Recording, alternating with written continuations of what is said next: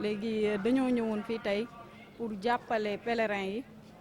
ci wàllum xeexum tuberculose paludisme ak Covid comme nuñ koy faral di defee en collaboration ak région médicale district sanitaire ak kuréel bi nga xam ne ñoom ñoo ñu may tey autorisé ñu à chaque année ñuy ñëw ànd ak ñoom organiser journée de sensibilisation muy le 4 ak le 5 ñuy leen di ñaax ci lépp li nga xam ne mooy feebaru tuberculose naka lañ koy moytoo wax leen tamit mandarga yi muy am wax leen tamit heure bu ñu amee taux de plus de 15 jours ñu teel a dem kër docteur accompagner leen ci tegal leen ay dispositifs lave-mains ba nga xam ne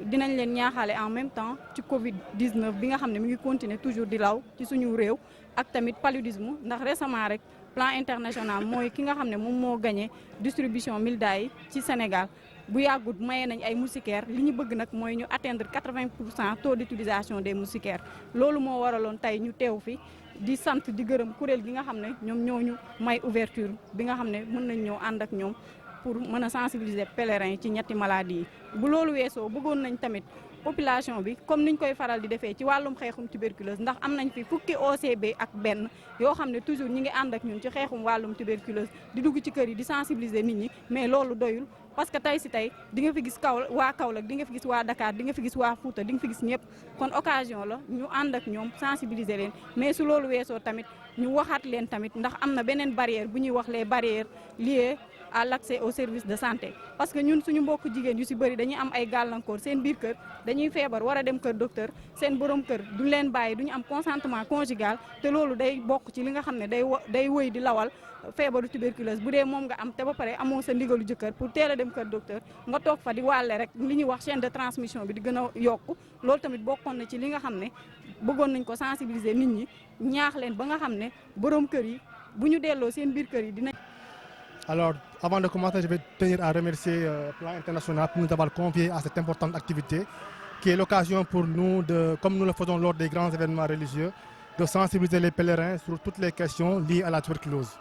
Alors, comme vous le savez, la tuberculose est une maladie sociale qui n'engage pas que les personnels de santé. Pour son éradication, il faut l'implication de tout le monde, toute la communauté. Raison pour laquelle nous sommes ici pour partager les connaissances sur toutes les questions liées à la maladie. Comment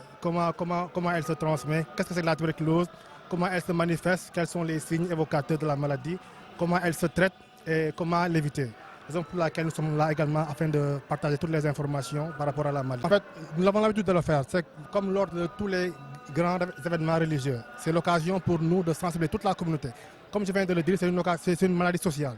qui n'engage pas que les personnels de santé. C'est une maladie qui, pour son éradication, il faut l'implication de tout le monde. Alors c'est une occasion pour nous de toucher le maximum de cibles, de personnes, notamment les pèlerins à l'occasion de ces grands événements. Le message qu'on aimerait adresser à la population, c'est que nous sommes à l'ère de l'éradication de la tuberculose.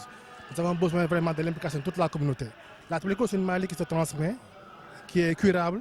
et le médicament et le traitement sont gratuits et disponibles dans toutes les structures de santé du pays. Donc ce que nous voulons dire à la communauté aujourd'hui, c'est vraiment de s'impliquer davantage pour son éradication.